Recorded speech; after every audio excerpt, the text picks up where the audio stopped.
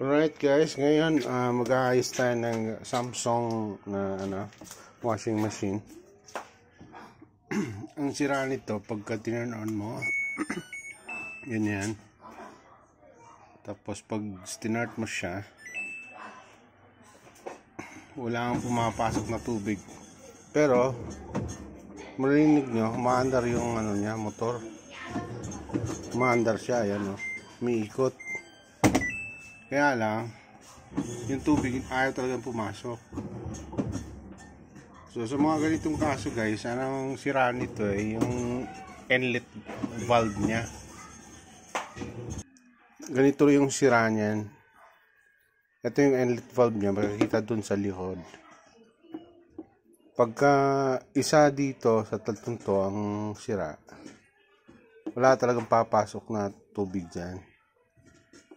Unang-una, pagka wala talagang papasok ng tubig, ito yung sira. Kaya hindi mo mabibili itong tigi isa-isa kasi isang set yan. So, tingnan natin. Bubuksan natin sa likod. Ito siya sa likod, guys. Ganyan. So, tanggalin lang natin yung tatlong socket. Ito. Yan. Tapos wala nang ibang screw yan. Ayan lang. Kaangat mo lang siya at bubunutin. Tapos may isa pang hose dito.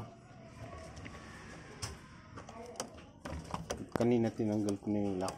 Andito yung lock niya.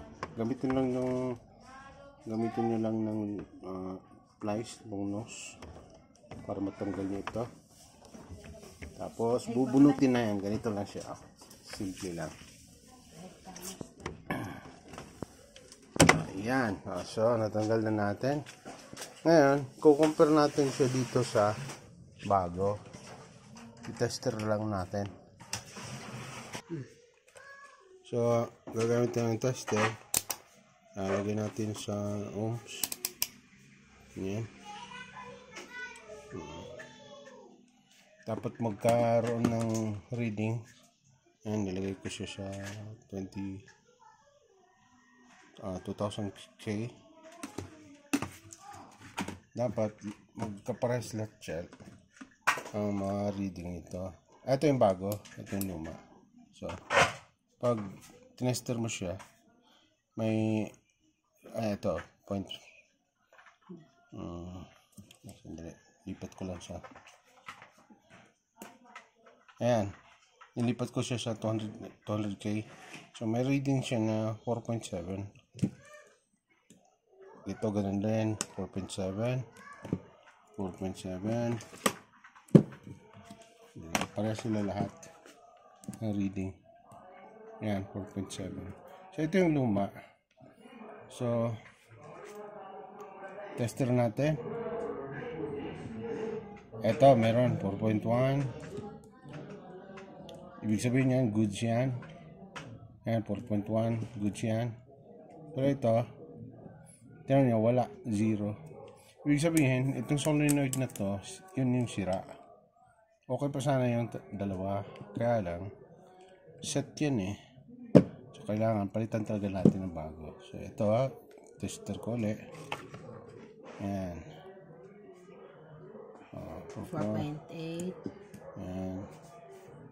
4.7 Yeah. So, ibig sabihin, goods ito, bago natin binili. So, ilalagay ko na rin din sa, ilalagay ko sa description kung saan ko binili ito. So, ilalagay na natin, install na natin doon sa ating washing machine. So, ayan. I-install na natin. Mabilis lang pag-install nito kasi wala siyang screw. So, nakita nyo sa tinanggal natin kanina, babalik lang natin, ganyan. Pa-plug natin yung mga power supply niya. Yan, simple lang. Ang problema kung magkakabaliktad-baliktad yan kasi wala namang polarity yan. Yan lang. So, itong dalawang to, tatapat natin doon sa may butas. Pero unahan muna natin ito. Itong hose na to. Attach natin ng ganyan.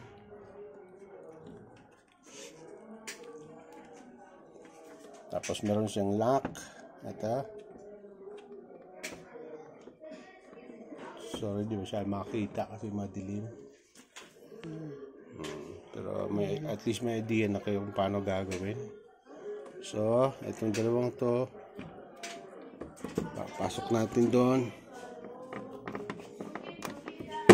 Ayan. Ayan, bilis lang. So, gagana na kaya ito.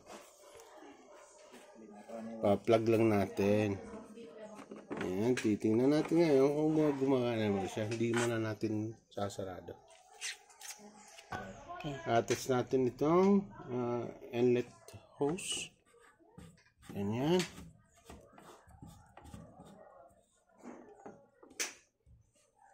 Tapos, buksan yung gripo. Ganyan. Tapos, pa-plug natin. Okay. Okay, naka-plug na. So, moment of truth. Press natin ang start. Okay. Tingnan natin kung may tubig na napapasok. Yan. Ayan, tingnan natin kung may tubig na ba. Ayan, meron na nga. Ayan, o. Hindi lang kita. Yan, ayan. Pero titigil siya pagkabubuksan ko. Pero at least may tubig na siya. Ayan, okay na guys. So, fix na yung ating Samsung Wobble na 8 kilograms capacity na automatic washing machine.